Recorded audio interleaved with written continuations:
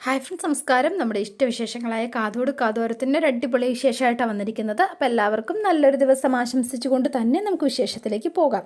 അപ്പോൾ തുടങ്ങുമ്പോൾ തന്നെ കാണുന്നത് നമ്മുടെ മീനുവിനെയും അഖിലേനെയാണ്. അപ്പം മീനുവിനെ കൂട്ടാതെ അവരെല്ലാം പോയി. ആകെ സങ്കടമായി. ആദ്യമായിട്ട് എനിക്ക് ആരായിരുന്നു എന്ന് എനിക്കല്ലേ അറിയുള്ളൂ. അവരുടെ മനസ്സിൽ ചിലപ്പോൾ ഞാൻ അന്യായിരിക്കും. ആദ്യമായിട്ടനെ ആരുമല്ലല്ലോ. ഇവിടെ ഇരുന്ന് പ്രാർത്ഥിച്ചാൽ മതി ചേച്ചി. ആദ്യമായിട്ടിനൊക്കെ കാണുന്നുണ്ടാവുമല്ലോ. എനിക്ക് ആദ്യമായിട്ട് അടക്കം ചെയ്ത സ്ഥലത്ത് പോകണം. അത് വേണോ ചേച്ചി? വേണം അഖില. എനിക്ക് മനസ്സ് തുറന്ന് അദ്ദേഹത്തോട് സംസാരിക്കണം. എങ്കിലും എനിക്ക് സമാധാനം കിട്ടൂ എന്ന് പറഞ്ഞ് അഖിലയെ കെട്ടിപ്പിടിച്ചിങ്ങനെ നിന്ന് കരയാണ് കേട്ടോ. ആകെ സങ്കടത്തിലായി. കരയല്ലേ എന്നൊക്കെ പറഞ്ഞിങ്ങനെ ആശ്വസിപ്പിക്കുന്നുണ്ട്. പിന്നെ കാണുന്നത് നമ്മുടെ അഞ്ജലിനെയാണ്. അപ്പോൾ അഞ്ജലി ആകെ ടെൻഷൻ അടിച്ച് നടക്കുവാണ്. എന്തായി അവിടുത്തെ അവസ്ഥ എന്നറിയാൻ വേണ്ടിയിട്ട്. മീനു അവളുടെ വീട്ടിലേക്ക് പോയി കാണുമോ? അർജുൻ്റെ ഷർട്ടിൽ ഞാൻ വച്ചു കൊടുത്ത അടയാളം മീനു കണ്ടു കാണില്ലേ? കണ്ടു കാണും. കാണാതെ എന്താണേലും ഇരിക്കില്ല, അതുറപ്പാ. അതൊന്നും ഏതൊരു പെണ്ണിനും സഹിക്കാൻ കഴിയുന്നതല്ല. അവൾക്ക് പോയി കാണാം മിക്കവാറും വീട്ടിലേക്ക്. കാഞ്ചൻ ചേച്ചി ഒന്ന് വിളിച്ചു നോക്കാം എന്ന് പറഞ്ഞു വിളിക്കണം. അപ്പോൾ പക്ഷേ എങ്കിലും വിളിച്ചെങ്കിൽ ഫോൺ എടുക്കുന്നതേ ഇല്ല. ഇതെന്തു പറ്റി? ചേച്ചി ഫോൺ എടുക്കുന്നില്ലല്ലോ, ഇതെവിടെ പോയി?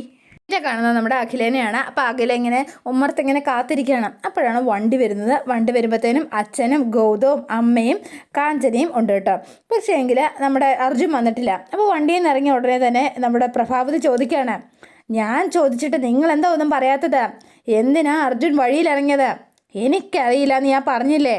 മുത്തശ്ശൻ ഇങ്ങോട്ട് വരായിരുന്നു. മുത്തശ്ശൻ ജാനുവിൻ്റെ അടുത്തേക്ക് പോയത് എന്തിനാ എന്ന് ഗൗതവും ചോദിച്ചു. ആ, പിന്നെ ജാനു പോകണമെന്ന് പറഞ്ഞു കാണും. മുത്തശ്ശനെ കിട്ടിയാൽ പിന്നെ അവൾക്ക് വേണ്ടല്ലോ വേറെ ആരെയും. അപ്പം ഇവരിങ്ങനെ സംസാരിച്ചിട്ട് അകത്തേക്ക് കയറി വരികയാണ്. അപ്പോൾ അഖില അവിടെ നിൽപ്പുണ്ട് കേട്ടോ. അപ്പോൾ അച്ഛൻ വന്നിട്ട്, മോളെ, അല്ല മീനു എവിടെ? കൂടെ കൂട്ടാത്തതിൽ മീനുവിനാകെ വിഷമായോ? വിഷമായപ്പോൾ നമുക്കെന്താ എന്ന് ചോദിച്ചു കാഞ്ചന. അകത്തില്ലേ? ഞാൻ അവളോടൊന്ന് സംസാരിക്കട്ടെ. ചേച്ചി അകത്തില്ല അച്ഛാ. അവളെവിടെ പോയതാ? പുറത്ത് പോയതാ എന്ന് പറഞ്ഞു. കണ്ടോ ഇന്നത്തെ ദിവസം തന്നെ അവൾ കറങ്ങാൻ പോയിരിക്കുന്നത് കണ്ടോ നിങ്ങൾ? ഇതേ കണ്ണീരും സങ്കടമൊക്കെ അഭിനയമായിരുന്നു എന്ന് ഇപ്പം മനസ്സിലായില്ലേ നിങ്ങൾക്ക്? ആദ്യം മരിച്ചതിൽ സങ്കടം ഉണ്ടായിരുന്നെങ്കിൽ അവൾ വേറൊരുത്തനെ കെട്ടുമായിരുന്നോ എന്ന് കാഞ്ചന ഇങ്ങനെ ചോദിച്ചു. കാഞ്ചന എന്ന് വിളിച്ചു. ആദ്യേട്ടനെ അടക്ക ചെയ്ത സ്ഥലത്ത് പോയതാ ചേച്ചി എന്ന് ഉടനെ നമ്മുടെ അഖില പറഞ്ഞു. അതെ, എന്തിനാ അവൾ പോയത്? അവനെ ഇല്ലാതാക്കിയതിൻ്റെ കുറ്റബോധം മറക്കാനോ? അവൾക്ക് കുറ്റബോധമൊന്നും ഇല്ലമ്മേ. 4 ആളെ ബോധ്യപ്പെടുത്താൻ കണ്ണീരൊതുക്കാൻ പോയതായിരിക്കും. കഷ്ടം എന്ന് പറഞ്ഞുകൊണ്ട് നമ്മുടെ ഇവർ 2 പേരും അകത്തേക്ക് പോയി, പ്രഭയും കാഞ്ചനയും. അപ്പോൾ അവിടെ നിന്നിട്ട് അച്ഛൻ പറയുകയാണ്, എത്ര പറഞ്ഞിട്ടും കാര്യമില്ലാതായിരിക്കുന്നു. മോൾ ഈ പറഞ്ഞതൊന്നും വെറുതെ കാര്യമാക്കണ്ട കേട്ടോ. വിഷമിക്കുകയും വേണ്ട. മീനു ആദിയെയും എത്രമാത്രം സ്നേഹിച്ചിരുന്നു എന്ന് നമുക്കെല്ലാവർക്കും അറിയാവുന്ന കാര്യമല്ലേ. ആരെന്തു പറഞ്ഞാലും ആ സത്യം മാഞ്ഞു പോവില്ല മോളെ. മോള് വിഷമിക്കണ്ട കേട്ടോ എന്ന് പറഞ്ഞ് അച്ഛനകത്തേക്ക് പോയി. കൂടെ ഗൗതവും വെയിലൊക്കെ കൊണ്ട് ദേണ്ട ആദിയുടെ അടക്കം ചെയ്ത സ്ഥലത്തേക്ക് എത്തിയിരിക്കുകയാണ്. അപ്പോൾ ദേണ്ട നമ്മുടെ അർജുൻ അവിടെ നിൽപ്പുണ്ട് കേട്ടോ. അർജുൻ ശരിക്കും പാതി വഴി ഇറങ്ങിയിട്ട് നേരെ ആദി അടക്കം ചെയ്തിരിക്കുന്ന സ്ഥലത്തേക്കാണ് പോയിരിക്കുന്നത്. അവിടെ പോയി നിന്ന് തൻ്റെ സങ്കടവും വിഷമവും ഒക്കെ ആദിയോട് പറയുക. ഏട്ടനറിയാലോ, 1 വർഷമായിരിക്കുന്നു. എല്ലാം ഇന്നലെ കഴിഞ്ഞതുപോലെ മനസ്സിൽ തോന്നുക. എന്തൊക്കെയാണ് സംഭവിച്ചതെന്ന് എനിക്ക് തന്നെ അറിയില്ല എൻ്റെ ഏട്ടാ. മീനു കരയരുത്, അവൾ സന്തോഷത്തോടെ ഇരിക്കണം എന്നല്ലേ ഏട്ടൻ ആഗ്രഹിച്ചത്? ഏട്ടൻ എന്നോട് പറഞ്ഞത്. അതിനുവേണ്ടി തന്നെയാണ് ഏട്ടാ ഞാൻ ശ്രമിച്ചുകൊണ്ടിരിക്കുന്നത്. അങ്ങനെ തന്നെയാണ് ഞാൻ അവളെ നോക്കിയത്. പക്ഷേ എന്താണെന്നറിയില്ല. അപ്പോഴേക്കും മീനു ദേണ്ട അവിടേക്ക് എത്തിയിട്ടോ. മീനും ഇത് കേട്ടോണ്ട് നിൽക്കുകയാണ്. മീനു, നീ എന്താ ഇവിടെ എന്ന് ചോദിച്ചു. നീ എന്താ തനിച്ചാണോ വന്നത്? എങ്ങനെയാണ് ഇങ്ങോട്ടേക്ക് എത്തിയത്? അല്ല, എന്താ പറ്റിയത്? നീ തനിയെ എന്തിനാ വന്നത് എന്ന് ചോദിച്ചപ്പോഴത്തേനും എനിക്ക് ആദ്യേട്ടനോട് കുറച്ച് തനിയെ സംസാരിക്കണമെന്ന് തോന്നി എന്ന് പറഞ്ഞു. അതിനു മുൻപ് എനിക്ക് കുറച്ച് കാര്യങ്ങൾ പറയാനുണ്ട്. സംസാരിക്കണം എന്ന് കുറച്ച് നാളായിട്ട് വിചാരിക്കണോ. ഇപ്പം സംസാരിക്കാൻ പറ്റിയ ഏറ്റവും നല്ല ഇടം ഇത് തന്നെയാണ്. ആദ്യേട്ടനും ഉണ്ടാവും സാക്ഷിയായി. നീ വന്നത് നന്നായി മീനു എന്ന് പറഞ്ഞു. അപ്പോൾ നമ്മുടെ അർജുൻ കണ്ണൊക്കെ തൂത്തിട്ട്, നമ്മുടെ കല്യാണം കഴിഞ്ഞെന്ന് നീ എന്നോട് ചോദിച്ചില്ലേ മീനു? എൻ്റെ കഴുത്തിൽ താലി കെട്ടരുത് എന്ന് പറഞ്ഞിട്ടും നിങ്ങളെന്തിനാ എൻ്റെ കഴുത്തിൽ താലി കെട്ടിയതെന്ന്? ആദ്യേട്ടനും ഞാനും തമ്മിലുള്ള ബന്ധം അറിഞ്ഞിട്ടും നിങ്ങളെന്തിനാ അത് ശ്രമിച്ചതെന്ന് നീ ചോദിച്ചില്ലേ?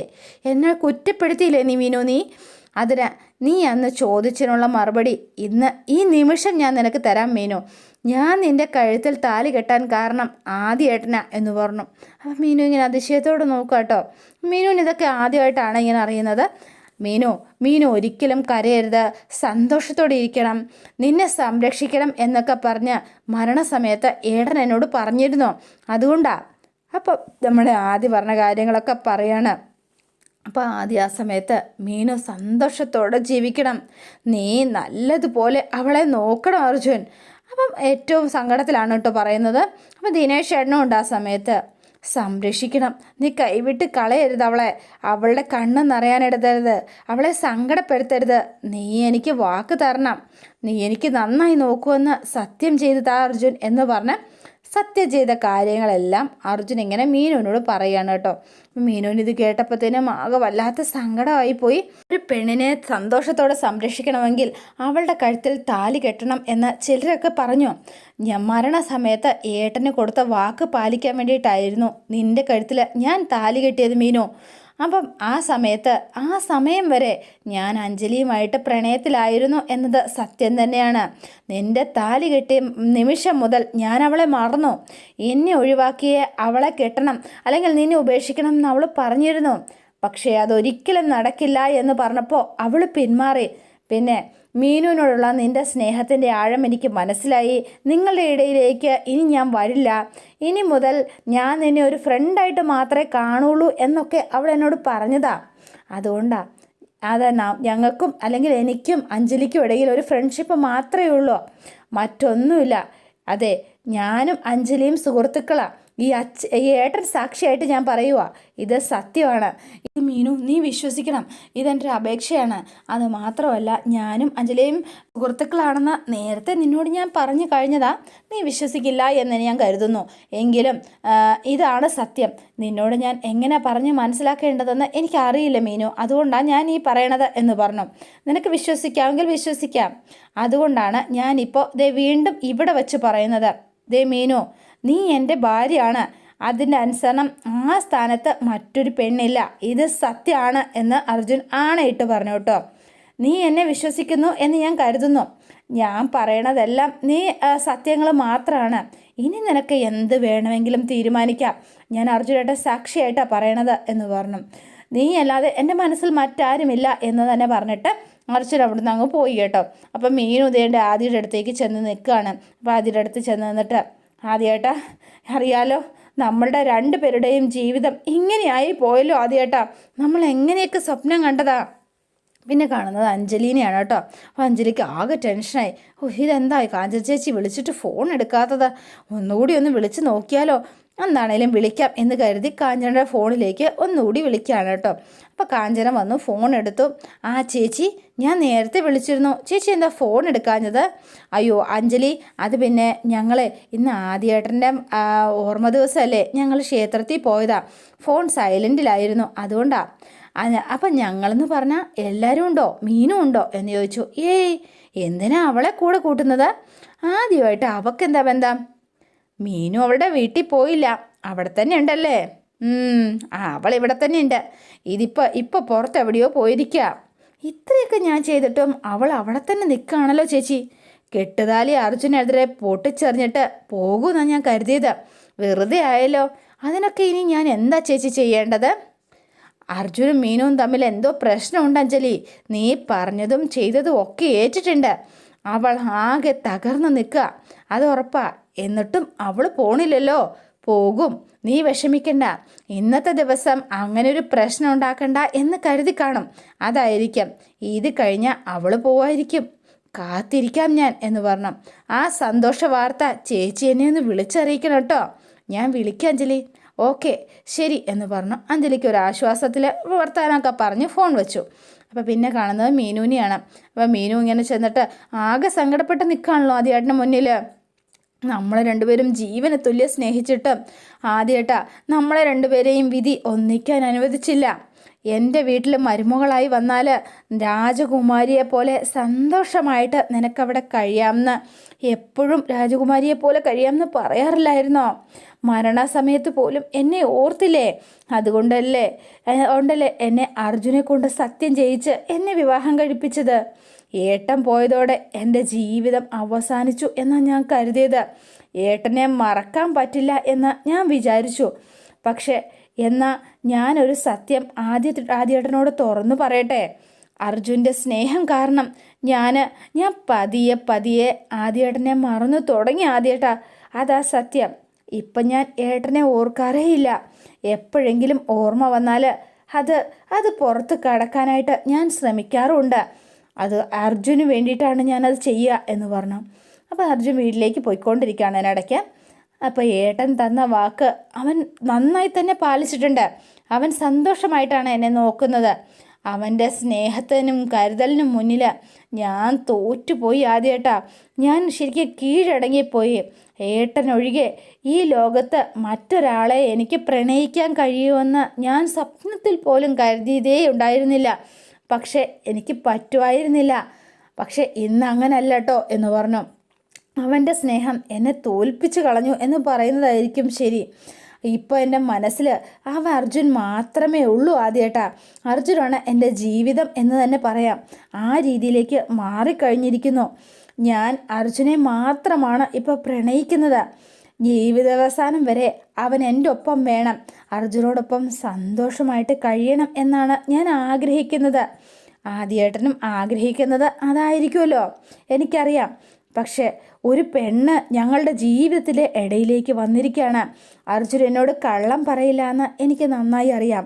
പക്ഷേ എന്നാലും എൻ്റെ മനസ്സിൽ ഒരു പിടച്ചിലുണ്ടാതിയേട്ടാ. ആ പിടച്ചിലൊന്ന് മാറ്റിയെടുക്കണം. എന്താണെന്നറിയില്ല, ഭർത്താവിനെ സ്നേഹിക്കുന്ന ഏതൊരു ഭാര്യയ്ക്കും നോവുന്നത് പോലെ മനസ്സിനകത്തൊരു വിങ്ങൽ, എന്തോ ഒരു ഇരുളിച്ച പോലെ തോന്നുക. അതാ ഇപ്പോൾ ഞാൻ ഇങ്ങനെയൊക്കെ ആയിപ്പോയത്. എന്താണെന്നറിയില്ല. ഒന്നും സത്യമാവരുത് എന്ന് മാത്രമാണ് എൻ്റെ പ്രാർത്ഥന. എനിക്ക് അർജുനെ വിട്ട് ജീവിക്കാൻ പറ്റില്ല ആദ്യേട്ടാ. ഒരിക്കലും അർജുനെ വിട്ടുകൊടുക്കാൻ എന്നെക്കൊണ്ട് പറ്റില്ല എന്ന് പറഞ്ഞ് മീനു ഇങ്ങനെ നിന്ന് കരയാണ്. അപ്പോൾ അർജുൻ ഇങ്ങനെ വഴി കൂടി ഇങ്ങനെ നടന്നു പോയിക്കൊണ്ടിരിക്കുകയാണ്. ആകെ സങ്കടത്തിലാട്ടോ. മീനുവിൻ്റെ അവസ്ഥ കണ്ടിട്ടാണ്. അപ്പോൾ പിന്നെ നമ്മൾ വീട്ടിലാണ് കാണുന്നത് അഖിലേനെ. അപ്പോൾ അഖില ഇതെല്ലാം തൂത്ത് തുടച്ച് വെക്കുമ്പോഴത്തേനും മീനു അങ്ങോട്ടേക്ക് എത്തി. ചേച്ചി എത്തിയോ? എന്താ ചേച്ചി ആകെ ക്ഷീണിച്ചിട്ടുണ്ടല്ലോ. ഞാൻ ഇച്ചിരി കുടിക്കാൻ വെള്ളം എടുക്കാം എന്ന് പറഞ്ഞ് അഖില പോയി വെള്ളം എടുത്തുകൊണ്ട് വന്ന് മീനുവിന് കൊടുത്തിട്ട് എന്തായി ചേച്ചി, അർജുനേട്ടനെ കണ്ടോ? അർജുനേട്ടനെ കണ്ട സംസാരിച്ചോ? അർജുനേട്ടൻ എന്താ പറഞ്ഞത് എന്ന് ചോദിച്ചു. ഒക്കെ എല്ലാം അഞ്ജലിയുടെ പ്ലാൻ തന്നെയല്ലേ എന്ന് ചോദിച്ചു. ഞാൻ പോകുമ്പോൾ ആദ്യേട്ടനെ അടക്കം ചെയ്ത സ്ഥലത്ത് അർജുൻ ഉണ്ടായിരുന്നു എന്ന് പറഞ്ഞു.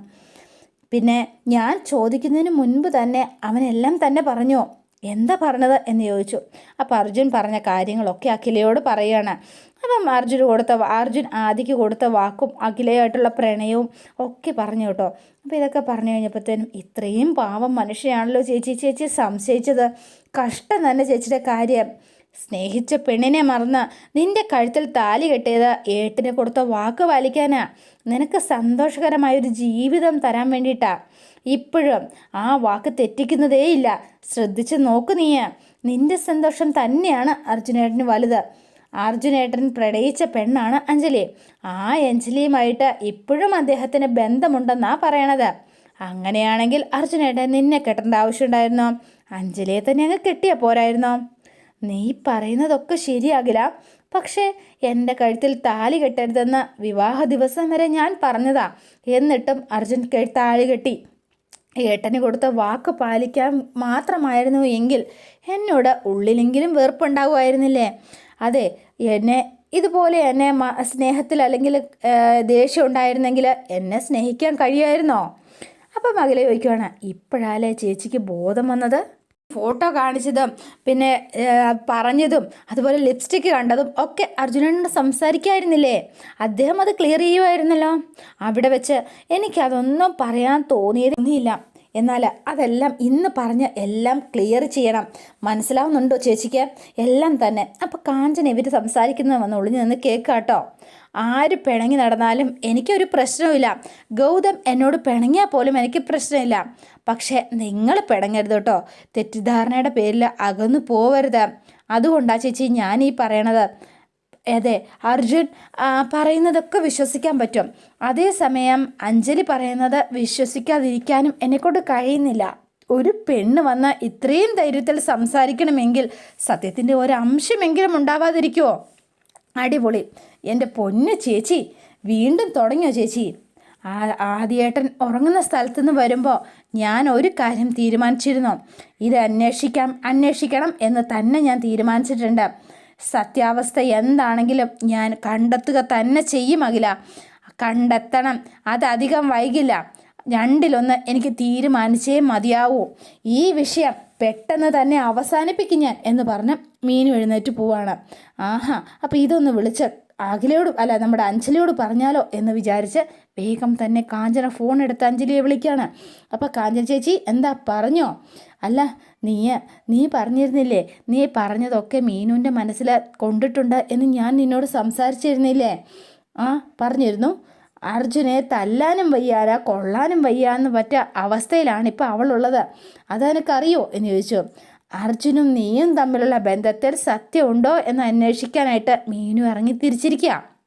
നീയും അവനും പ്രണയത്തിലായിരുന്നോ? എന്നാൽ ഇപ്പം അങ്ങനെയില്ല എന്ന് അർജുൻ തന്നെ അവളോട് പറഞ്ഞിട്ടുണ്ടെന്നാണ് തോന്നുന്നത്. അതുകൊണ്ട് എന്നാലിപ്പോൾ നിങ്ങൾ തമ്മിൽ ബന്ധമുണ്ടെന്നാണല്ലോ നീ അവളോട് പറഞ്ഞിരിക്കുന്നത്. അതിന് വേണ്ടിയിട്ട് അവളെ വിശ്വസിപ്പിക്കാനാണല്ലോ കൃത്രിമ തെളിവുകളൊക്കെ ഉണ്ടാക്കി നീ കാണിച്ചു കൊടുത്തിരിക്കുന്നത്. അതിനെ പിടിച്ചായിരിക്കും മിക്കവാറും അന്വേഷണം വരിക. നീ നോക്കിയിരുന്നോ എന്ന് ഇങ്ങനെ പറയുകയാണ്. അപ്പോൾ അതോടെയാണ് ഇന്നത്തെ വിശേഷം അവസാനിക്കുന്നത്. ഇനി നാളത്തെ വിശേഷം ഇതിലും ഗംഭീരമാണ്. അപ്പോൾ എല്ലാവരും വെയിറ്റ് ചെയ്യുക. നിങ്ങൾക്ക് ഇഷ്ടപ്പെട്ടുവെങ്കിൽ ലൈക്ക് ചെയ്യുക, ഷെയർ ചെയ്യുക. തൊട്ടടുത്ത് ആ ബെൽ ബട്ടൺ കൂടെ ഒന്ന് ഞെക്കുകയാണെങ്കിൽ ഞാൻ ഇടുമ്പോൾ തന്നെ നോട്ടിഫിക്കേഷൻ ലഭിക്കുന്നതായിരിക്കും. പുതുപുത്തൻ വിശേഷമായിട്ടെത്താം. Bye and see you again.